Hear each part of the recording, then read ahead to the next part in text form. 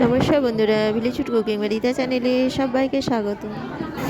বন্ধুরা, এখন রোজ রান্নার ভিডিও দিতে পারছি না, যেহেতু আমার একটু প্রবলেম আছে। তো সেই জন্য আমি অনেক দিন ছাড়াই রান্নার রেসিপিগুলো ছাড়ছি। তো আমাকে ক্ষমা করবেন বন্ধুরা।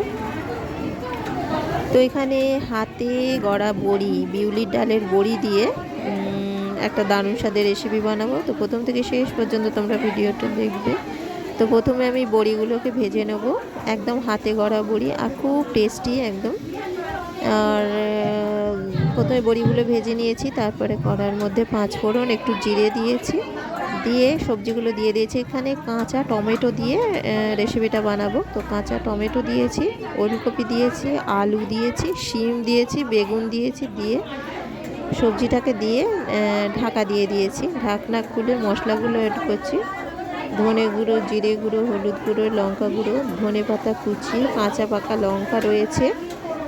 তো সব মশলাগুলো দিয়ে এরপরে সবজিটাকে নেড়ে ছেড়ে শিম আর বেগুনটা দিয়ে দিয়েছি, দিয়ে নেড়ে ছেড়ে ঢাকা দিয়ে দেবো।